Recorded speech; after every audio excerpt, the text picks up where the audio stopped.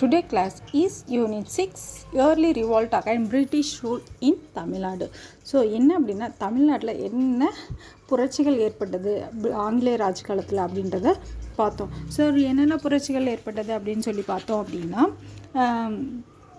First ஒன்று பாளையம் and பாளையக்காரர்ஸ். பிரிட்டிஷ்க்கு எதிராக பாளையங்களும் பாளையக்காரர்களும் என்னென்ன பண்ணாங்க அப்படின்னு பார்த்தோம். பாளையக்காரர் புரட்சி அப்படின்றது யார் யார் இருந்தாங்கன்னு பார்த்தோம். ஃபஸ்ட்டு யார் வந்தா அப்படின்னா புலித்தேவர் வந்தார். செகண்ட் வேலு நாச்சியார் வந்தாங்க. அடுத்தது வந்து வீரபாண்டிய கட்டபொம்மன் பார்த்தோம். ஸோ வீரபாண்டிய கட்டபொம்மன் பார்த்தோம் சரியா. ஸோ அதுக்கப்புறம் யாரை பார்த்தோம் அப்படின்னா மருது பிரதர்ஸ் பார்த்தோம். ஸோ மருது பிரதர்ஸ் தான் கடைசியாக என்ன ஆச்சு அப்படின்னா ஸோ மருது பிரதர்ஸ் வந்து கடைசியாக திருச்சிராப்பள்ளி ப்ரோக்ராம் அப்படின்றத வந்து ஆரம்பித்தாங்க. ஸோ அதோட கண்டினியூஷன் தான் இப்போ நம்ம பார்க்க போகிறோம். Shall we go to the lesson? Okay. Proclamation of 1801. The proclamation of 1801 was an early call to the Indians to unity against the British cutting across region, caste, creed and religions. The proclamation was posted on this wall of the Nawab place in Tiruchirappalli Fort and the wall of Srirangam temple. Many Palaikaras of Tamil country rallied together to fight against the English. Chinnamarudu collected nearly 20,000 men to challenge the English army. British reinforcement was rushed from Bengal, Ceylon and Malay. The rise of Pudukottai, Ettayapuram and Tanjavur should by the British defend the rule policy. Following by the English split the force of this Palaikara soon. So என்ன அப்படின்னா ப்ரோக்ளமேஷன் of 1801. So என்னென்னா 1801ஆம் ஆண்டு பேரறிக்கை. என்ன பேரறிக்கை அப்படின்னா திருச்சிராப்பள்ளி பேரறிக்கை அப்படின்றது தான்.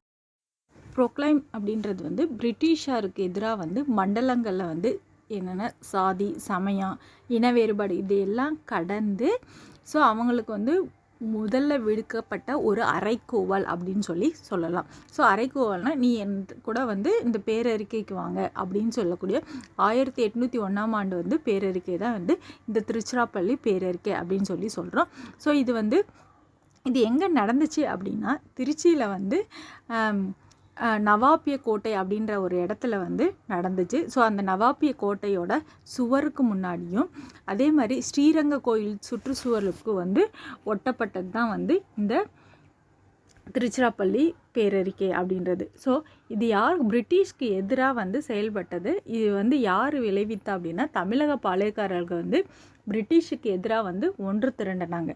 So அதில் சின்னமருது ஏறத்தாழ 20,000 ஆட்களை வந்து ஆங்கிலேயருக்கு எதிராக வந்து திரட்டினார். யார் அப்படின்னா சின்னமருது.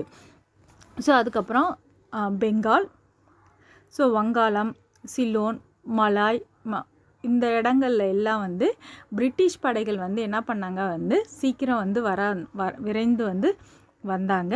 ஸோ வந்ததுக்கப்புறம் என்னாச்சு அப்படின்னா புதுக்கோட்டை, எட்டயபுரம், தஞ்சாவூர் இந்த அரசர்கள்லாம் பிரிட்டிஷாரோட என்னென்னா சேர்ந்துட்டாங்க. இவங்க எல்லாமே பிரிட்டிஷ் கூட வந்து சேர்ந்தனால ஆங்கிலேயர்களுக்கு வந்து அவங்க வந்து பிரித்தாளும் கொள்கை அப்படின்றது வந்து சீக்கிரம் பழையக்காரர்களோட படைகள் வந்து பிரிவை வந்து ஏற்படுத்துச்சு அப்படின்னு சொல்லலாம். ஸோ இங்கிலீஷ்காரங்கனால தான் இந்த பழையக்காரர்கள் வந்து பிரிஞ்சாங்க. Next one fall of Sivagangai. In May 1801 the English attacked the rebellions in Tanjavur and Tiruchirappalli. The rebel want to Piranmalai and Kaliyar Kovil. They were against defeated by the force of the English. In this end, the superior military strength and the able commanders of this English company prevalent. The rebellions failed and Sivagangai was annexed in 1801. The Marudu brothers was executed in this fort of Tirupattur near Ramanathapuram on 24th October 1801. Umathurai and Sevatti was captured and beheaded at Panchalankuruchi on 16th November 1801. 73 rebels were exiled to Pengam in Malay. Though the Palekaras fell to the English, the exploited and sacrificing inspired later generations. Thus, the rebellions of Marudu brothers, which is called the South Indian rebellions, is a landmark event in this history of Tamil Nadu. So என்ன fall of Sivaganga. So என்ன அப்படின்னா சிவகங்கையோட வீழ்ச்சி. So ஆங்கிலேயர்கள் வந்து மே 1801 தஞ்சாவூர்லேயும் திருச்சியிலையும் என்னென்னா கலகக்காரர்களுக்கு எதிராக தாக்குதல் நடத்தினாங்க. அந்த கலகக்காரர்கள் எங்கே அப்படின்னா காளியார் கோவிலில் தஞ்சம் புகுந்தாங்க. பிறன்மலையிலையும் காளியார் கோவில்லையும் போய் பூந்துட்டாங்க. ஸோ அதனால் பிரிட்டிஷ் படைகள் மீண்டும் தோற்கடிக்கப்பட்டாங்க இந்த இடத்துல. ஸோ இறுதியாக நிறைய இராணுவர்களும் சிறப்பு தலைமை கொண்ட ஆங்கிலேய கம்பெனி என்ன பண்ணுச்சு அப்படின்னா அவங்கள வஞ்சு தீர்க்கணும் அப்படின்றதுக்காக 1801 சிவகங்கையில் இணைஞ்சிக்கிறாங்க. ஸோ ராமநாதபுரம் அருகே உள்ள திருப்பத்தூர் அப்படின்ற கோட்டையில் 1801 அக்டோபர் 24 மருது சகோதரர்களை என்ன பண்ணுறாங்க, வஞ்சனை மூலியமாக தூக்கில் போடுறாங்க. ஸோ ஊமதுரையும் செவ்வத்தியும் 2 பேரும் பிடிச்சு போயிட்டு 1801 நவம்பர் 16 பாஞ்சாலங்குறிச்சியில்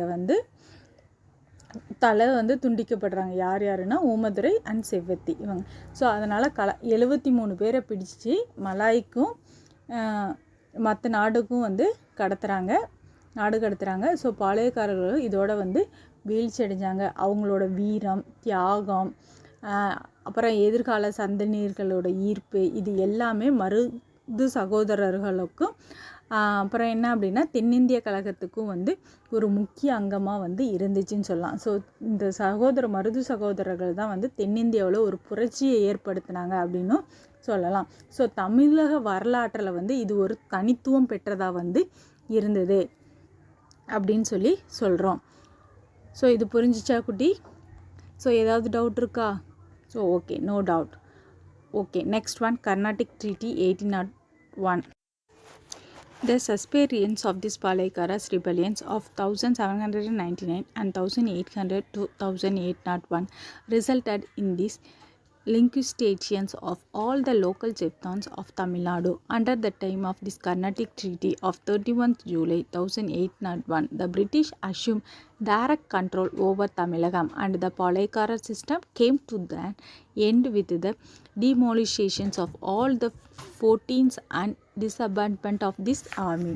ஸோ என்னென்னா கர்நாடிக் உடன்படிக்கை 1801 கர்நாடிக் ஸோ ட்ரீட்டி அப்படின்றது இது 1799 அப்புறம் 1800 801 வரைக்கும் என்னென்னா பாளையக்காரர்கள் கலகம் செஞ்சுக்கிட்டே இருந்தாங்க. ஸோ அதனால் தமிழகத்தில் உள்ளூரில்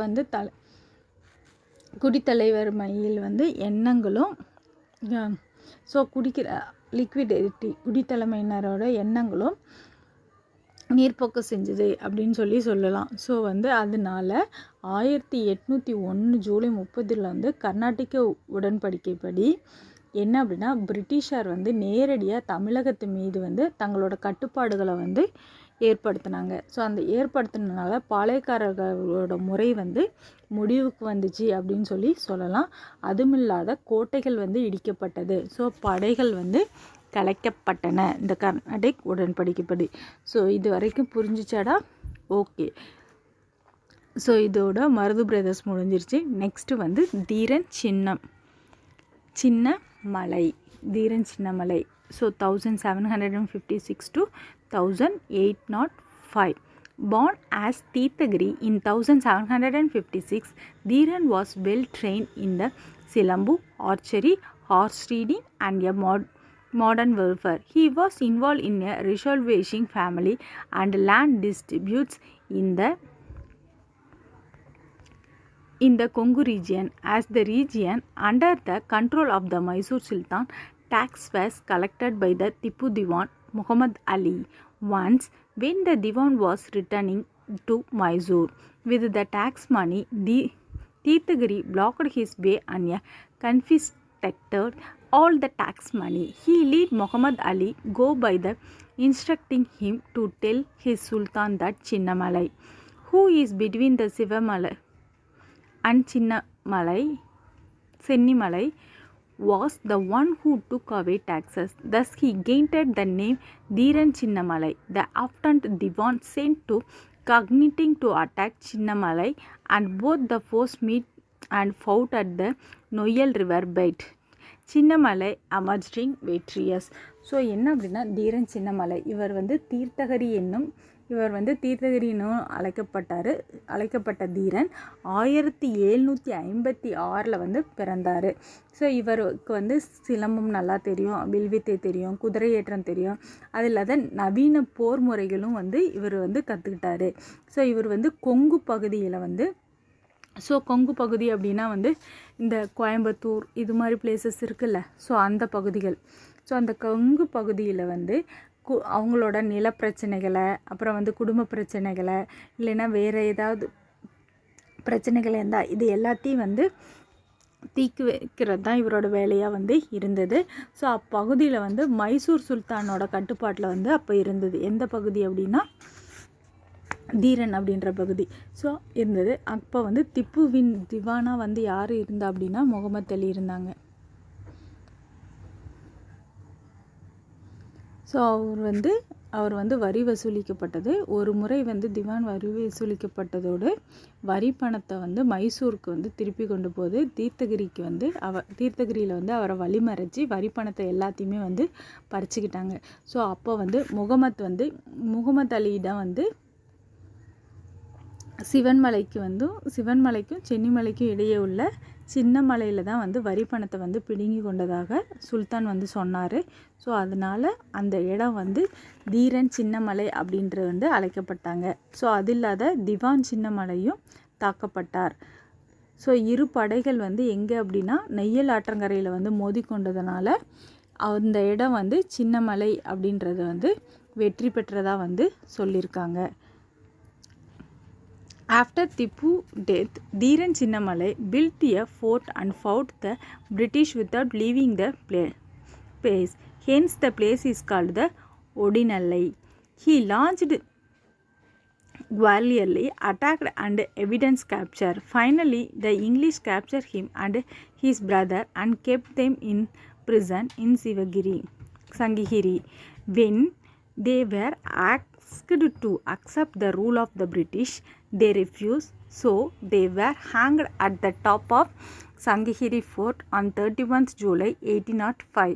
ஸோ என்னன்னா திப்பு இறந்த பிறகு வந்து ஒரு கோட்டையை வந்து எழுப்பணும் அப்படின்னு சொல்லி தீர சின்னமலை வந்து முடிவெடுத்தார். ஸோ அதை வந்து ஆங்கில அரசு வந்து எதிர்த்து வந்து போராடினார். ஸோ எனவே அதனால் ஓடினல்லி அப்படின்ற இடத்துல வந்து அந்த கோட்டையை கட்டணும் அப்படின்னு சொல்லியிருந்தார். ஸோ அவரோட போர் முறைகள் இது எல்லாத்தையுமே வந்து இறுதியாக அவரோட சகோதரர் வந்து கைது செய்யப்பட்டார். யாரால் அப்படின்னா ஆங்கிலேயர் படையால் சங்ககிரியில் வந்து சிறை வைக்கப்பட்டாங்க. ஸோ ஆங்கிலேய ஆட்சி வந்து வற்புறுத்த போது இதற்கு இணங்க மறுத்ததுனால 1805 ஜூலை 31 சங்ககிரி கோட்டை உச்சியில் வந்து இவரை வந்து என்ன பண்ணாங்க அப்படின்னா தூக்கிலிடப்பட்டாங்க. ஓகேவா? இது வரைக்கும் புரிஞ்சிச்சேடா? இதில் ஏதாவது டவுட் இருக்கா? ஓகே, ஸோ இது வரைக்கும் புரிஞ்சிச்சின்னு நினைக்கிறேன். நெக்ஸ்ட் வந்து Vellore revolt 1806. Before reducing all Palayakaras of South Tamil Nadu into the submission, the East India Company had acquired the revenue district of Salem, Dindigul. At the conclusion of this war with Tipu in 1792, Coimbatore was annexed at the end of Anglo-Mysore War in 1799. In the same year, the Raja of Tanjavur, whose status had been reduced to that of a vassal in 1798, gave up his sovereign right over that region to this English. After the suspensions of resisting of Kattabomman 1799 and Marudu brothers 1801, the British charged the Nawab of Arcot with disloyalty and forced a treaty on him.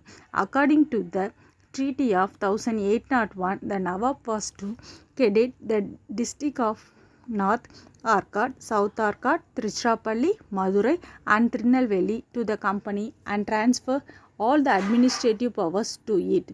So என்ன அப்படின்னா வேலூர் புரட்சி 1806. So தமிழகத்தில் தென் தமிழகத்தில் பாளையக்காரர்கள் வந்து ஒடுக்குவதற்கு முன்பாகவே வந்து east India company வந்து 1792 வந்து யாரை வந்து ஏற்படுத்தினாங்க அப்படின்னா திப்பு சுல்தானை வந்து போர் முடிவில் வந்து சேலம் மற்றும் திண்டுக்கல் மாவட்டங்களை வந்து பெற்றுக்கொண்டார். அதுக்கப்புறம் என்ன பண்ணாங்க அப்படின்னா 1799 வந்து ஆங்கிலேயர் மைசூர் போர் அப்படின்றது வந்து முடிவுக்கு வந்துச்சு. எங்கே குடினா கோயம்புத்தூரில். ஸோ 1798 வந்து தஞ்சாவூர் அரசு அப்பகுதியை வந்து இறையாண்மையை வெளிப்படுத்தணும் அப்படின்றதுக்காக வந்து ஆங்கிலேயரை வந்து விட்டு கொடுத்தார். அதே ஆண்டு வந்து பணமும் கட்ட சொல்லி சொன்னாங்க. ஸோ கட்டபொம்மனுக்கு எதிராக வந்து 1799 மருது சகோதரர்கள் எதிர்ப்பு 1801. அதுக்கப்புறமா பிரிட்டிஷ் வந்து ஆற்காடு நவாப்பை வந்து மாற்றினது. ஸோ அதே மாதிரி கட்டாயப்படுத்தி ஒப்பந்தங்களை திணித்தது 1800 ஏற்பட்ட இவ்வொப்பந்தப்படி ஆற்காடு நவாப்பும் அப்புறம் தென்னார்காடு, திருச்சிராப்பள்ளி, மதுரை, திருநெல்வேலி ஆகிய மாவட்டங்கள் நிர்வாக அதிகாரிகளை வந்து ஒப்படைக்க வேணும் அப்படின்னு சொல்லி கம்பெனி சொன்னிச்சு. ஸோ இதனால் எல்லா அட்மினிஸ்ட்ரேஷன் பவரும் எங்கே போயிடுச்சு அப்படின்னா ஈஸ்ட் இந்தியா கம்பெனிக்கு போச்சு. ஸோ அதனால தான் இந்த வேலூர் புரட்சி அப்படின்றது வந்து ஏற்பட்டது. ஸோ இது வரைக்கும் புரிஞ்சிருக்குன்னு நினைக்கிறேன். I will give the homework and write it and send me. The homework is second detail. Okay. Highlight the tragedy fall of Sivagangai and its outcome.